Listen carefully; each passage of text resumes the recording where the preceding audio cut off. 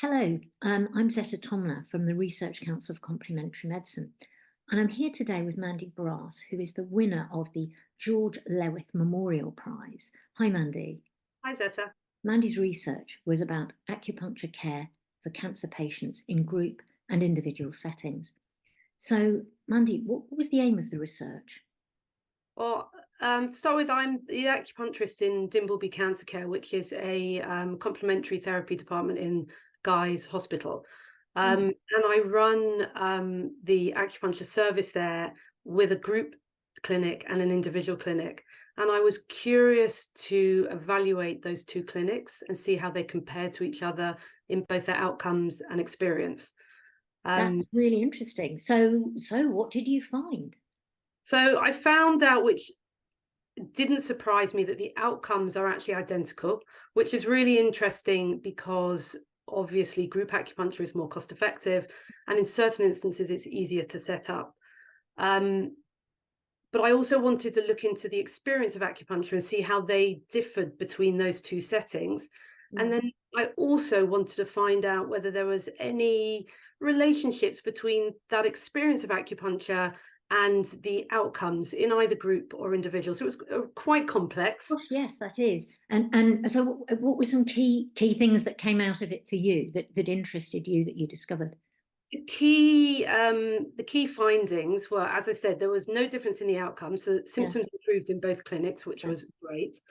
The experience on the whole was positive and mostly similar between the two groups. The main difference uh, is that those participants in group acupuncture valued the group setting. So they mentioned the music, the soft lighting, the comfortable Mhm. chairs, the conversation with other people in the group. Some Whereas support, I guess, there in going through a shared experience. absolutely, Yeah. absolutely, and Yeah.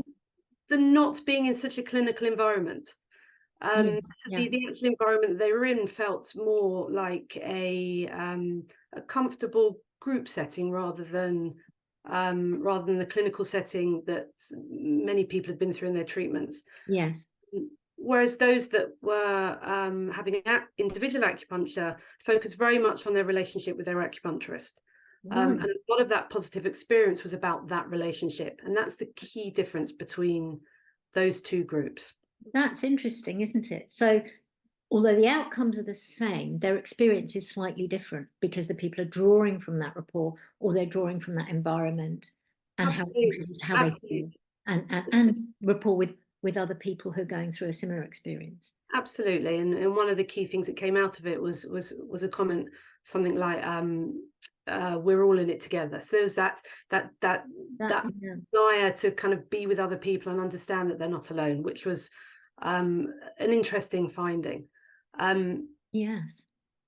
Yeah, I think that's for many people, I think when they have any kind of very serious condition, that feeling of isolation and the struggle and knowing that other people share that experience can be so reassuring, can't it? So that seems, yeah, it can really be quite, really reassuring and quite powerful.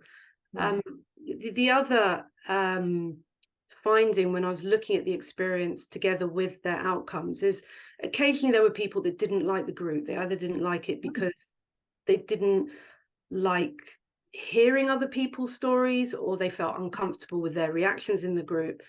But interestingly, those participants didn't have any reduced outcomes. They still benefited, they still improved in their symptoms. And that's really interesting to know when I'm planning future services or yeah, planning a group service, to know that actually that's not going to impact. that is extremely interesting as well, isn't it? That people commented on it when they were being interviewed, but in actual fact, if it wasn't there for them, it didn't affect the efficacy of the treatment. Yeah, that's really interesting. So I know you approach this as a research practitioner, kind of two very separate roles brought together. Did you find any kind of conflicts or issues arising from those two roles coming together? Yes, it was really interesting. It turned out to be a very large part of my experience as the researcher of conducting the project. I'm a novice researcher. I did this research as part of my MSc from the Northern College of Acupuncture, Yeah.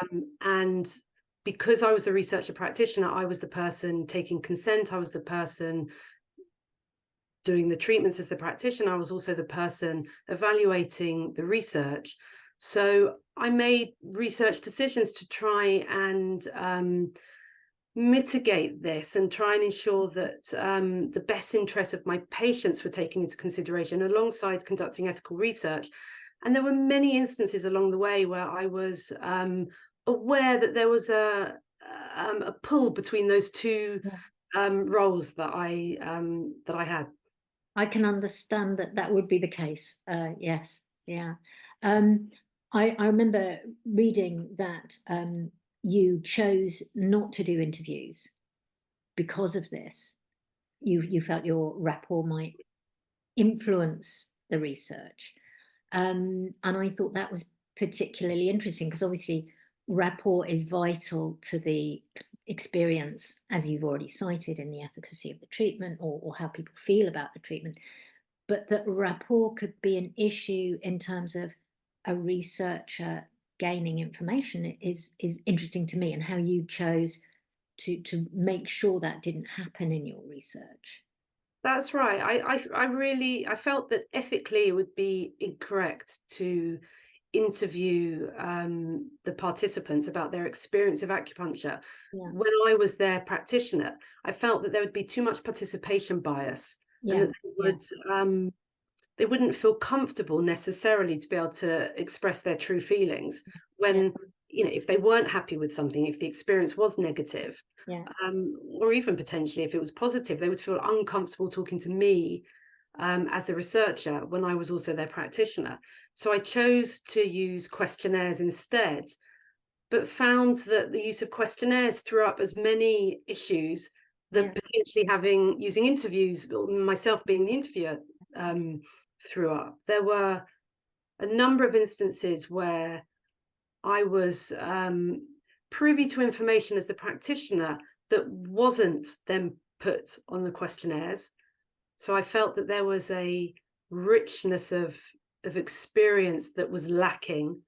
There were a number of questions that weren't answered, and possibly that's due to English being a second language or a diverse population. There are many reasons why it could have been, but I could see that there were questions that weren't answered. And there were times when there was just a discrepancy between the information I knew and the data that was given. Yeah, gosh, that's really frustrating, isn't it? Really That frustrating. richness lost through your very good and strong ethics, Absolutely, absolutely. And there were times when I just felt slightly uncomfortable being the researcher practitioner, knowing that if I was given information, I was wondering about, well, this is interesting. I wonder how this impacts my research. When, as I've been a practitioner for 20 plus years, I feel quite comfortable in the therapeutic relationship. It didn't feel altogether comfortable for me to be thinking, I wonder how this impacts my research.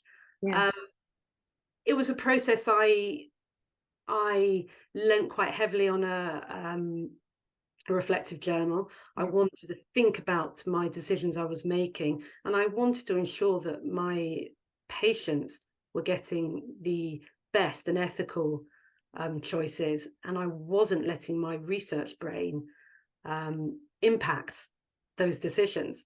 Yeah, I have to say I find that really fascinating, and it must have been a very interesting journey for you, and the work sounds the fact that the environmental factors were important to some people, it didn't affect their treatment, that their rapport is important, but people were having the same outcomes either way. So that's very useful, isn't it? Moving your services forward. It is very useful, and yes, for sure, it'll influence future planning of the acupuncture service, which is fantastic. And being a researcher practitioner will also, my experience of it will influence how I then conduct future research, which is also will be of huge benefits, I hope. Great benefit to you and to the community, obviously. Well, Mandy, that's been really fascinating. Thank you. I've really enjoyed talking to you, and thank you for sharing your experience with us. Thank you very much. Thanks, Etta. Bye-bye.